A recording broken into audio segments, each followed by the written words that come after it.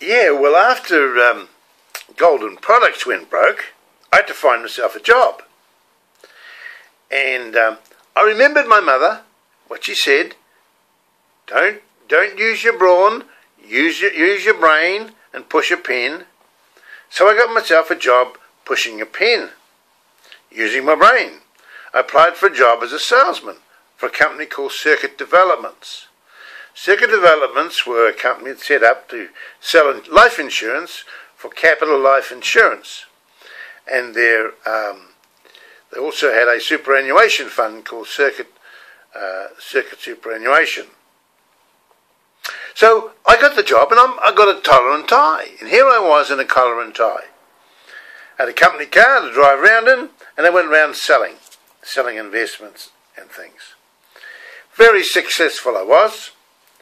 And the guys I was selling with all decided, there were 6 of us, we decided it was that good, we would start our own company, cut out Circuit Developments and start our own company called Advanced Investment Marketing South Island Limited. So we formed this company, and we all started selling the concept. And we used accountants. We went throughout the South Island using accountants. We'd go to a firm of accountants, and they would write to all their clients and tell them that we were coming and that we wanted to sell them some insurance which they could borrow against and then invest in some property. And I made lots of money. I was the top salesman. We all had Fiat cars and things were looking pretty good. Now, with these books that I've been reading and the positive thinking, I started to think about other ideas. And one day I was up the ladder painting the ceiling in the garage, and I thought, oh, I've left my cigarette matches down. I'll have to go down and get my matches. I've got a cigarette, but I haven't got any matches. So I go down there and I thought, what a waste of time.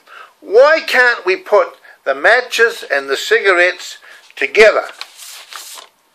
So this is what I invented. A cigarette packet, like this. You put the cigarettes in there, strike the match on the side, and here's the matches, they go in here, underneath, right? So you've got the matches and your cigarettes all in the one packet. And I put a souvenir on them. This is the Auckland Harbour Bridge, Auckland, New Zealand. And I sold them as souvenirs in souvenir shops. Sold quite a few. All different designs on there. Right? But of course cigarettes are out of business now. No one smokes cigarettes anymore. So they got lighters and they got all sorts of things. But it didn't last. But it was an idea, wasn't it? It was an idea at the time.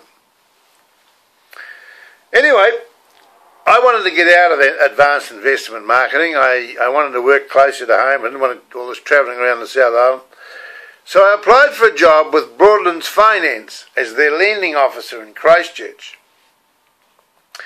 And I went to see the manager up there, and he said to me, Ron, you've got quite good qualifications. I think you got more better qualifications than being a lending officer in Christchurch. He said, would you be interested in managing the branch for us in Timaru? We're thinking about starting a branch in Timaru. And I said, yeah, that sounds pretty good. And he said, well, I'll let you know. So he rang back a few days later and he said, I'm sorry, we're not opening at the moment, but we're going to be opening, but we don't know when. I'll give you a call when we're opening. Right? So, what happened next? Well, you'll have to wait and see. My life changed completely to a totally different occupation. So I'll come back shortly and tell you what happened. Yeah, I got a new uniform on. What do you think of my uniform? Why have I got this uniform on? Where's my collar and tie? Well, you see, we had a nor'west storm in Ashburton. Bloody beauty. Flattened everything. Flattened trees, forests, the whole bit.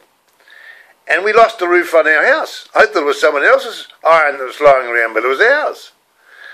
And what a mess. Kids walking outside, couldn't walk outside, had to carry the kids across the neighbours. A nor'west storm. Anyway, the next day, I went round calling on cockies, selling my insurance and things, and I couldn't get in the gateways. All the cockies' gateways were blocked with trees falling over. So I went in the pub that night, and I seen a guy called Roy McIver. He was a helicopter pilot.